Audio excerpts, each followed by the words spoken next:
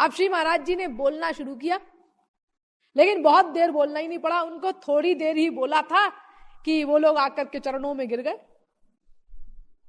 श्री महाराज जी ने इस प्रश्न के उत्तर में कोई दर्शन शास्त्र, वेदों शास्त्रों को विशेष नहीं उठाया। उन्होंने एक लॉजिक की बात रखी। उन्होंने कहा देखो, एक शीशी में पेशाब भर दो और उसकी पैकिंग कर दो, टाइट पैकिंग, सील कर दो उसको, और एक दूसरी शीशी लो बड़ी, उसमें गंगा जल भर दो। अब इस पेशाब वाली शीशी को गंगा जल वाली शीशी में छोड़ दो, या हटाओ गंगा जी में ही डायरेक्ट छोड़ दो, हरिद्वार जाकर के, और उस गंगा जी में पड़ी रहने दो वो शीशी 1 घंटा, 2 घंटा, 1 दिन, 2 दिन, 1 महीना, 2 महीना, 1 साल, 2 साल। उसके बाद उसको निकालो, अब उसको खोलो, अब उसका आचमन करो। छी, आचमन कैसे करेंगे? क्यों? वो तो पेशाब भरा है उसमें। अरे तो क्या हुआ, वो शीशी 2 साल गंगा जी में तो रही है। अरे रही तो है, लेकिन वो तो बंद थी, वो पेशाब तो गंगा जी में मिला ही नहीं, तो वो तो वही रह गया, पेशाब ही रह गया, वो तो उसका आचमन कैसे करेंगे हम? ओह, ये बात है। हाँ, तो एक बात बताओ, जिन पापों की शुद्धि के लिए तुम गंगा जी में स्नान करने के लिए जाते हो, वो पाप वो कहाँ रहते हैं? वो आंख में रहते हैं कि कान में रहते हैं कि हाथ में कि पैर में? कहाँ रहते हैं वो? नहीं जी, वो अंतःकरण में रहते हैं। भीतर एक मशीन है सूक्ष्म, उसको अंतःकरण कहते हैं, मन कहते हैं, उसके अंदर ये सब पाप रहते हैं, वहां से निकलते हैं ये सब गड़बड़ अध्याय। तो इसका मतलब आप अंतःकरण की शुद्धि के लिए गंगा जी में स्नान करने के लिए जाते हैं। जी हाँ, तो जब आप गंगा जी में स्नान कर रहे थे तो आपने गंगा जी में किसको डुबाया? शरीर को डुबाया या मन को डुबाया? स्नान करते समय जब गंगा जी में आप स्नान कर रहे थे, आपका मन कहां था उस समय? हमारा मन ये कर रहा था, ये सोच रहा था उस समय कि देखो वो लड़की नहा रही है, वो लड़का नहा रहा है, वो लड़की बड़ी सुंदर है, वो पंडा के पास हमारी कमीज रखी हुई है, उसमें 1000 के 4 नोट हैं, कहीं वो गायब ना कर दे, लगातार देखते रहो उसको घूर घूर करके।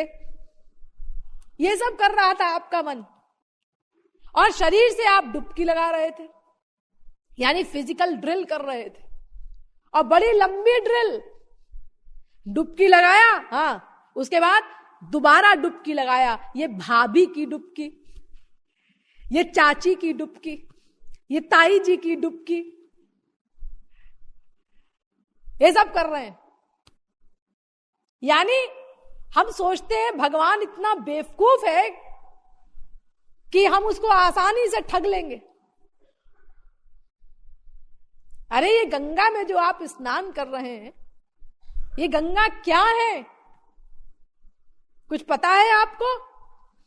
अरे वही जो पानी बह करके आता है गंगोत्री से, बस यही नॉलेज है आपकी गंगा जी के बारे में। अरे आपने सुना होगा गंगा जी के नाम का बखान कि कोई दिव्य पर्सनैलिटी है गंगा, तो वो कौन है गंगा?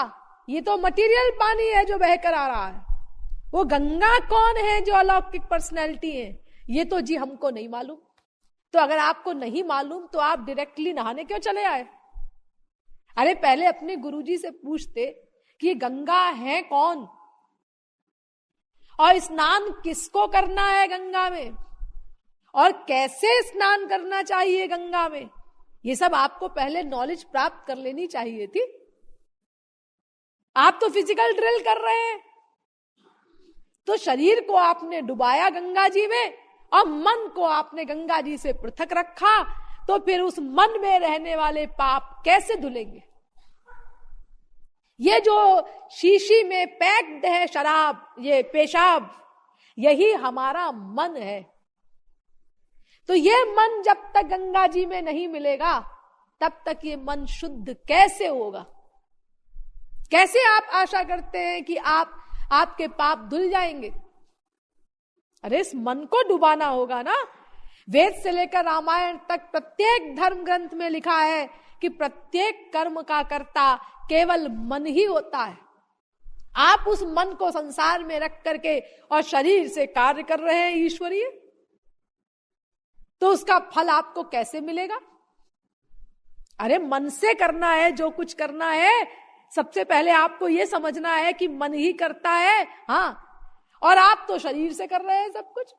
मन संसार में बंधा हुआ है और शरीर से अपना धामों की मार्चिंग हो रही है, कीर्तन हो रहा है, पूजा पाठ हो रहा है, ये सब कर रहे हैं आप, यानी उल्टा कर्मयोग कर रहे हैं। भाई कर्मयोग तो ये है कि मन भगवान में लगाओ और शरीर से कर्म करो, और आप ईश्वरीय कर्म भी शरीर से कर रहे हैं और मन संसार में लगा रहे हैं। मन हरि में तन जगत में कर्म योग यही जान राधे राधे। और तन हरि में मन जगत में यह महान अज्ञान राधे राधे। भक्ति शतक, ये कर्मयोग नहीं है, ये तो महान अज्ञानता का कार्य है। कर्मयोग का उल्टा कर रहे हैं आप। तो जब तक हमारा मन गंगा जी नामक पर्सनैलिटी में या किसी दिव्य पर्सनैलिटी में अटैच्ड नहीं होगा, बाकायदा अटैचमेंट, यदा ये वैश एतस्मिन्नु धर्मंतरम कुरुते अथ तस्य भयम भवति। तैत्तिरीयोपनिषद। धर्मंतरम न रहे, थोड़ा भी अंतर न रहे, बाल के बराबर भी कमी न रहे, बाकायदा अटैचमेंट, 100% अटैचमेंट, तब लाभ होगा।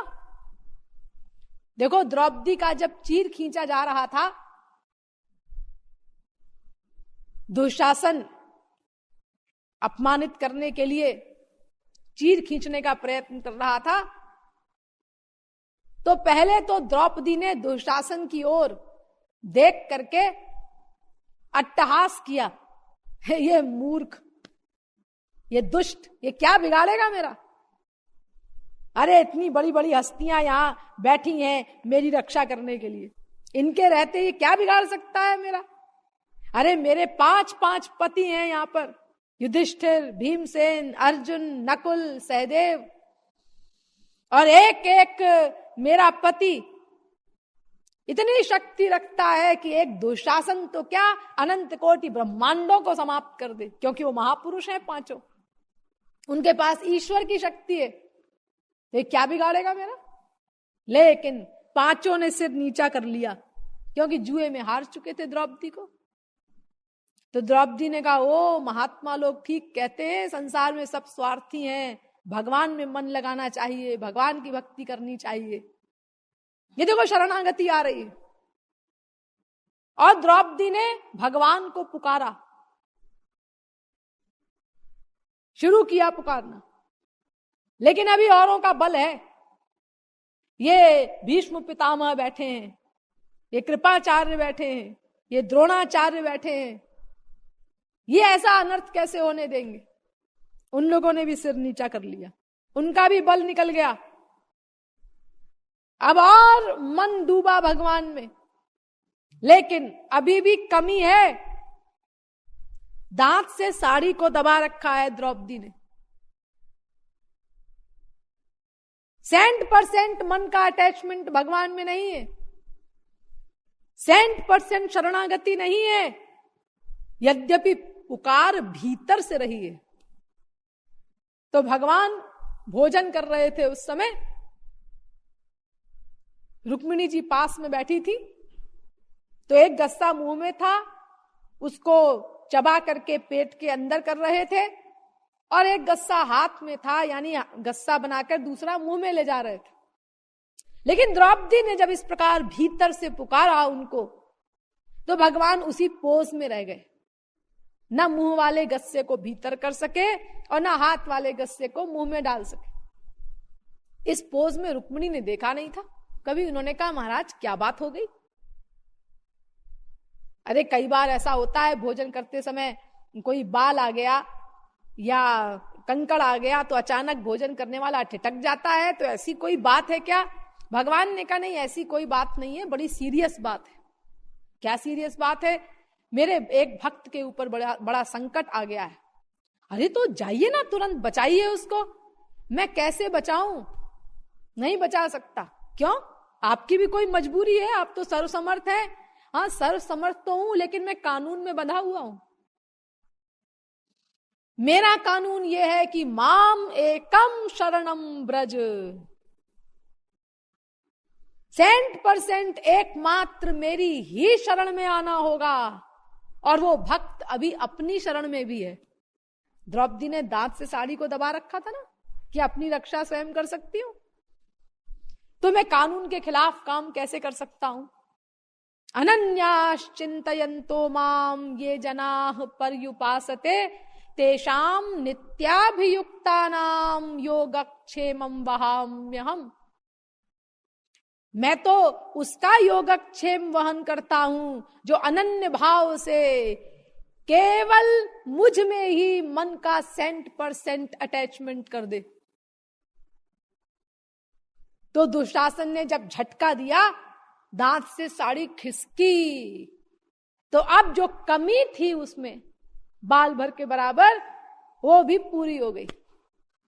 अपना बल भी निकल गया द्रौपदी के अंतःकरण से, 100% अटैचमेंट हो गया भगवान में। यानी अब पारस और लोहा टच हो गया, बीच में गैप जो था एक बाल का वो भी दूर हो गया। अब जब टच हो गया तो तुरंत पारस ने लोहे को सोना बना दिया, यानी तत्काल अंबरावतार हो गया। जरा भी अंतर नहीं हुआ। जहां वो जरा सी कमी पूरी हुई और 100% शरणागति युक्त होकर के पुकारा द्रौपदी ने भगवान को, और भगवान ने अंबरावतार लिया, इसमें जरा भी गैप नहीं हुआ, तत्काल काम हो गया। तो ऐसा अटैचमेंट होना चाहिए भगवान में, बाकायदा अटैचमेंट।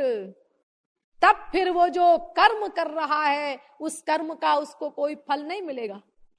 संसार देख रहा है कि अर्जुन ने खून किए, लेकिन वो अर्जुन का खून करना कर्म नहीं माना जाएगा। संसार के चश्मदीद गवाह सारे के सारे 0/100, क्योंकि अर्जुन की मंशा नहीं है युद्ध करने की मंशा भी नहीं है और युद्ध न करने की मंशा भी नहीं है। अच्छा काम करने की भी मंशा नहीं है, बुरा काम करने की भी मंशा नहीं है। न सात्विक कर्म करने की इच्छा है, न राजस कर्म करने की इच्छा है, न तामस कर्म करने की इच्छा है। उसकी मंशा तो भगवान से प्यार करने की है। अब भगवान कहते हैं कि मारो, ठीक है मार दिया। भगवान कह दें अगर कि बंद करो मारना, बंद कर देंगे तुरंत। हमारे किसी प्रकार की अपनी पर्सनल कोई मंशा नहीं। जैसे एक पुलिसमैन है, उसको डीएम ने ऑर्डर दिया गोली चलाओ, उसने चला दी। अब बंद कर दो, बंद कर दिया। उसका कोई राग द्वेष नहीं है किसी से, वो तो गवर्नमेंट के ऑर्डर से काम कर रहा है। अगर उसका कहीं राग हो, कहीं द्वेष हो, उससे संबद्ध कर्म हो, तब तो वो कर्म करने वाला माना जाएगा। लेकिन जब मन का अटैचमेंट 100% भगवान में कर दिया, तो फिर भगवान ही हमारे कर्म के लिए जिम्मेदार हो गया। और जब भगवान जिम्मेदार हो गया तो फल का भोक्ता हम नहीं बनाए जा सकते। तो कर्म योग का मतलब यह हुआ कि मन का लगाव 100% भगवान में कर दो, 0.1% की भी कमी ना रहे, और उसके बाद तुम चाहे जो करो। लौकिक कर्म करो या वैदिक कर्म करो। अरे बहुत से कर्म करने पड़ते हैं, लौकिक वैदिक दोनों प्रकार के कर्म करने पड़ते हैं संसार में। देखो शंकराचार्य को लो, इन शंकराचार्य से एक पंडित ने मजाक किया, भारम वहति दुर्बुद्धे, ए मूर्ख सन्यासी, तू कथड़ी ओढ़े है। शंकराचार्य कथड़ी ओढ़ते थे, कंथा गुदड़ी वो ओढ़ते थे। तो तू कथड़ी ओढ़े है? हाँ ओढ़े। तो कथड़ी तो ओढ़े है इतनी बड़ी, तो तूने हिंदुओं की जो चोटी थी हिंदुओं वाली, उसका त्याग क्यों कर दिया? जनेऊ का त्याग क्यों कर दिया? ये भार था तेरे लिए? तो शंकराचार्य ने उत्तर दिया, मेरे लिए तो भार नहीं था, लेकिन मैं सन्यासी हूं भाई, श्रुतेर भारो भविष्यति। अगर मैं इन चीजों को धारण करूं सन्यासी होकर के, तो ये श्रुति को भार होगा, वेद के ऊपर भार होगा ये। क्योंकि वेद के अनुसार सन्यासी को चुटिया धारण नहीं करनी है, चुटिया कटानी पड़ती है, पूरा सिर मुड़ा दो, जनेऊ का भी त्याग कर दो। इतना बड़ा त्याग करना पड़ता है सन्यासी को। हाँ, और ये गुदड़ी का भार, अरे वो गुदड़ी का भार तो शरीर के लिए भार है भाई, लेकिन तुम जो कह रहे हो ये चुटिया और ये जनेऊ, ये भार वेद के ऊपर जाएगा, इसीलिए मैंने इसका त्याग कर दिया है। क्योंकि सन्यासी को ये सब धारण करने का अधिकार नहीं है, ये शंकराचार्य ने उत्तर दिया। लेकिन देखो वही शंकराचार्य अपनी मां का श्राद्ध कर रहे हैं, कर्मकांड कर रहे हैं। किसी भी सन्यासी को श्राद्ध करने का अधिकार नहीं है वेद के अनुसार, अग्नि छूने का अधिकार नहीं है वेद के अनुसार। किसी के घर में, किसी के घर के दरवाजे पर भी 2 घड़ी से आगे ठहरने का अधिकार नहीं है। स गोदोहन वेलाम वही, सुखदेव परमहंस के लिए कहते हैं, वो जितनी देर में गाय दुही जाती है, बस उतनी देर तक वो भिक्षा के लिए किसी घर के दरवाजे के आगे खड़ा हो सकता है, उसके आगे नहीं।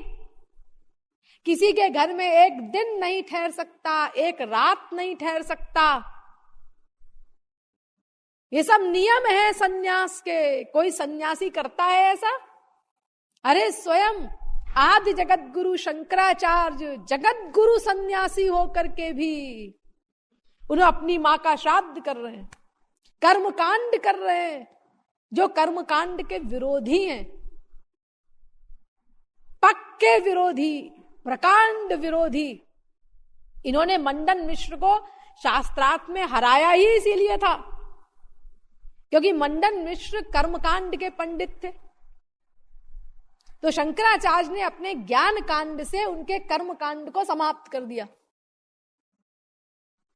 लेकिन देखो वही शंकराचार्य स्वयं कर्म कांड कर रहे हैं, लेकिन चूंकि उनका मन श्री कृष्ण में लग चुका है, इसीलिए उनकी किसी भी वेद विरुद्ध क्रिया का फल उनको नहीं मिल सकता। वो केवल एक्टिंग है। ब्रह्मविद श्रुति मूर्धनि, जो ब्रह्म को जान लेता है, ब्रह्म को प्राप्त कर लेता है, वो वेद के मस्तक पर पैर रख करके चलता है। उसके लिए कोई विधान लागू नहीं होते शास्त्रों वेदों के। तो अब आप लोग समझ गए कि कर्म योग का मतलब होता है कि मन का अटैचमेंट 100% निरंतर भगवान में कर दो।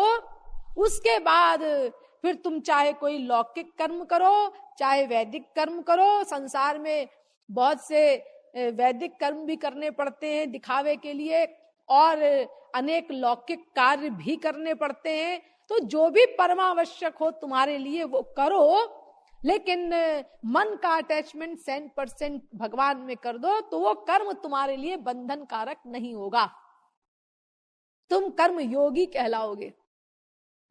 अगर मन का अटैचमेंट 100% भगवान में नहीं है तो फिर वो कर्म योग नहीं कहलाएगा। फिर तो जितनी देर आपका मन भगवान में अटैच्ड है, बस उतनी देर आपने जो क्रिया की है उसका फल आपको नहीं मिलेगा, बाकी का मिलेगा। तो कर्म योग की परिभाषा ये हुई कि शरीर से तो कर्म करे और मन से निरंतर श्री कृष्ण की भक्ति करे। और चूंकि मन ही प्रत्येक कार्य का एकमात्र करता है और वो कर्म योगी मन से निरंतर श्री कृष्ण से प्रेम करता है, इसीलिए इस मन से की गई निरंतर भक्ति के परिणाम स्वरूप उस कर्म योगी को भगवत प्राप्ति होती है, माया निवृत्ति हो जाती है, उसकी परमानंद प्राप्ति हो जाती है, वो अपने परम चरम लक्ष्य को प्राप्त कर लेता है। तो वेदों शास्त्रों में जहां जहां कर्म को ईश्वर प्राप्ति का मार्ग बताया गया है वो वास्तव में कर्म योग है, खाली कर्म नहीं। इसीलिए वेदव्यास ने कहा योगास्त्रयो मया प्रोक्ता नृणाम श्रेयो विधित्सया ज्ञानम कर्म च भक्तिश्च नोपायोन्योस्ति कुत्रचित। भागवत 11वें स्कंद के 20वें अध्याय का 6वां श्लोक। 3 योग बताए हैं मैंने जिनसे ईश्वर प्राप्ति होती है। योग शब्द है सबसे पहले, योगास्त्रयो मया प्रोक्ता, उनमें एक है कर्म योग। खाली कर्म नहीं, ईश्वर भक्ति को अगर आपने निकाल दिया तो खाली कर्म धर्म 100% विधिवत भी हो तो भी स्वर्ग से अधिक और कुछ नहीं दे सकता। तो कर्म योगी कृतार्थ होता है, खाली कर्मी नहीं होता। इसीलिए जहां जहां कर्म धर्म करने का आदेश दिया गया है वो वास्तव में कर्म योग का आदेश दिया गया है, और जहां जहां निंदा की गई है कर्म धर्म की वो भक्ति रहित कर्म धर्म है। श्रुति स्मृति प्रतिपादित कर्म धर्म, वर्णाश्रम धर्म जो भक्ति से रहित है वो निंदनीय है, और भक्ति युक्त कर्म वंदनीय है। अब आप लोगों का समाधान हो गया होगा। और चौथा सिद्धांत है कर्म संन्यास का। तो कर्म संन्यास का मतलब क्या होता है? कर्म संन्यास का मतलब कर्मों धर्मों का 100% परित्याग कर दे और मन से निरंतर ईश्वर से प्रेम करे। कर्म योगी तो मन से निरंतर ईश्वर से प्रेम भी करता है और यथाशक्ति कर्म धर्म भी करता है, लेकिन कर्म सन्यासी कर्मों धर्मों का 100% परित्याग करके केवल मन से निरंतर श्री कृष्ण भक्ति ही करता है। ये अंतर है। संध्या वंदन भद्रमस्तु भवते भो स्नान तुभ्यं नमः भो देवाः पितरश्च तर्पण विधौ नाहं क्षमः क्षम्यताम् यत्र क्वापि निषद्य यादव कुलोत्तंसस्य कंसद्विषः स्मारं स्मारमघं हरामि तदलं मन्ये कि मन्ये न मे। कृष्ण कर्णामृत। हे संध्या वंदन आदि तुमको नमस्कार है, हे तर्पण आदि पितरों को श्राद्ध आदि तुमको भी नमस्कार है, ये जितने कर्म धर्म है सबको नमस्कार है। अब हम तुम्हारे चक्कर में नहीं पड़ेंगे, क्योंकि हम तो बस अब श्री कृष्ण से प्रेम करते हैं, बस उन्हीं से प्रेम करेंगे। अब कर्मों धर्मों से हमको कोई प्रयोजन नहीं। एक कर्म सन्यासी से एक कर्मकांडी पंडित ने कहा कि भाई तुम कुछ संध्या वंध्या नहीं करते ब्राह्मण होकर के भी, कैसे ब्राह्मण हो तुम? तो कर्म सन्यासी ने बड़ा सुंदर उत्तर दिया कि एक बात बताओ, तुम्हारे घर में कोई सूतक वूतक होता है तो तुम करते हो क्या कर्म धर्म उस समय? नहीं, उस समय कैसे करेंगे जी संध्या वगैरह? तो ऐसा है कि हमारे यहाँ तो 2-2 सूतक लगे हैं, तो फिर मैं संध्या वगैरह कैसे करूं? 2-2 सूतक लगे हैं, दो दो सूतक कौन से? मरने का भी और पैदा होने का भी, दोनों में सूतक होता है ना। हाँ, मरने का भी, कौन मर गया, कौन पैदा हो गया एक साथ? हाँ, मृता मोहमयी माता जाता प्रेममयी सुता सूतक द्वय संप्राप्त कथम संध्यामुपास्महे। संसार में आसक्ति रूपी माता की मृत्यु हो गई है और श्री कृष्ण में प्रेम रूपी पुत्री का जन्म हुआ है, तो ये दो दो सूतक हैं मेरे साथ, तो बताओ मैं कैसे संध्या करूं? एक दूसरे कर्म सन्यासी से एक कर्मकांडी पंडित ने पूछा, भाई तुम संध्या वंध्या नहीं करते? तो उसने क्या उत्तर दिया वो भी सुन लीजिए। हृदाकाशे चिदानंदम मुदा भाति निरंतरम उदयास्तम न पश्यामि कथम संध्यामुपास्महे। देखो, संध्या तो तब होती है ना जब सूरज उदित हो और सूर्य का अस्त हो, यानी रात समाप्त हुई, दिन का प्रारंभ हुआ, तो रात का एंड और दिन का प्रारंभ दोनों मिले तो वहां संध्या होगी उस समय फिर, यानी सूर्य के उदय होने पर। और सूर्य अस्त हुआ तो दिन की समाप्ति हुई और रात का प्रारंभ हुआ, तो दिन रात मिले तो फिर संध्या हुई, तो वहां संध्या होगी, की जाएगी। लेकिन अगर सूरज कभी अस्त ही ना हो, सदा चमकता रहे, तो फिर संध्या कैसे होगी? क्योंकि ना तो उसका उदय हो रहा है और ना उसका अस्त हो रहा है, तो इसीलिए हम संध्या नहीं करते। क्या मतलब? मतलब ये कि हृदयाकाशे चिदानंदम मुदा भाति निरंतरम। श्री कृष्ण रूपी सूर्य हमारे हृदय में निरंतर दैदीप्यमान है, तो वो न कभी अस्त होता है न कभी उदित होता है, वो तो निरंतर दैदीप्यमान है। तो तुम ही बताओ हम संध्या कैसे करें? तो कर्म सन्यासी का मतलब ये होता है कि जो कर्मों धर्मों का 100% परित्याग करके बस मन से निरंतर श्री कृष्ण से प्रेम ही करता है। तो चूंकि मन ही करता है, ये भी आपको समझाया गया है इतने डिटेल में, इसीलिए इस कर्म सन्यासी को भी भगवत प्राप्ति होती है, माया निवृत्ति, परमानंद प्राप्ति। ये जो भी एम है हमारा, ये कर्म सन्यास से भी हल होता है, क्योंकि मेन है मन, और मन निरंतर ईश्वर भक्ति कर रहा है, तो कर्म सन्यासी को भी भगवत प्राप्ति होगी और कर्म योगी को भी भगवत प्राप्ति होगी। ये दोनों कृतार्थ हैं। यानी ये 4 सिद्धांत मैंने बता दिए आपको, एक कर्म, एक विकर्म, एक कर्म योग और एक कर्म संन्यास। तो कर्म माने जिसमें श्रुति स्मृति प्रतिपादित वर्णाश्रम धर्म का 100% पालन किया जाए, 0.1% भी त्रुटि न हो, तो उसका फल मिलेगा स्वर्ग, उसे कर्म कहते हैं।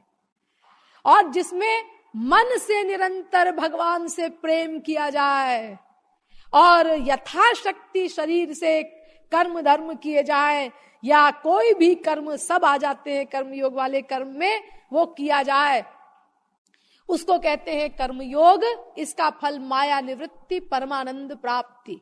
और जिसमें केवल श्री कृष्ण की निरंतर भक्ति की जाए मन से और कर्म धर्म का स्वरूपतः परित्याग कर दिया जाए, उसको कर्म संन्यास कहते हैं। इसका भी फल माया निवृत्ति, परमानंद प्राप्ति। और जिसमें ईश्वर भक्ति भी न की जाए और कर्म धर्म का आचरण भी न किया जाए, वर्णाश्रम धर्म का, उसको विकर्म कहते हैं। इसका फल नरक की प्राप्ति।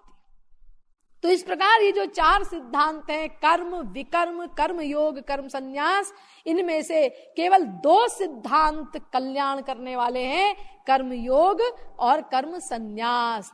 क्यों? क्योंकि इन दोनों में मन से निरंतर श्री कृष्ण से प्रेम किया जाता है। लेकिन कर्म योग और कर्म संन्यास ये दोनों जब कल्याण करने वाले हैं तो फिर कर्म योग का निरूपण क्यों किया गया? यही शंका अर्जुन को भी हो गई थी। अर्जुन को भगवान ने कहा कि तू कर्म योगी बन, तस्मात् सर्वेषु कालेषु माम अनुस्मर, और युद्ध च, मन से निरंतर मेरा स्मरण कर, मुझसे प्यार कर और शरीर से युद्ध कर।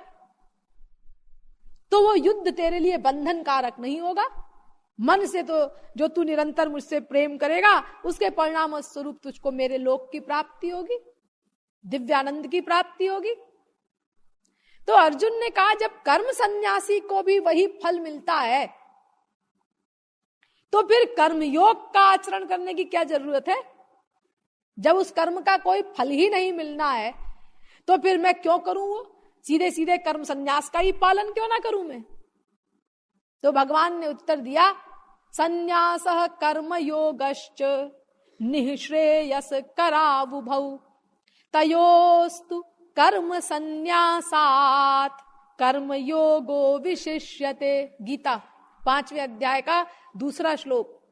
अर्जुन, यद्यपि कर्म योग और कर्म संन्यास ये दोनों कल्याणप्रद हैं, लेकिन फिर भी कर्म संन्यास से कर्म योग श्रेष्ठ है।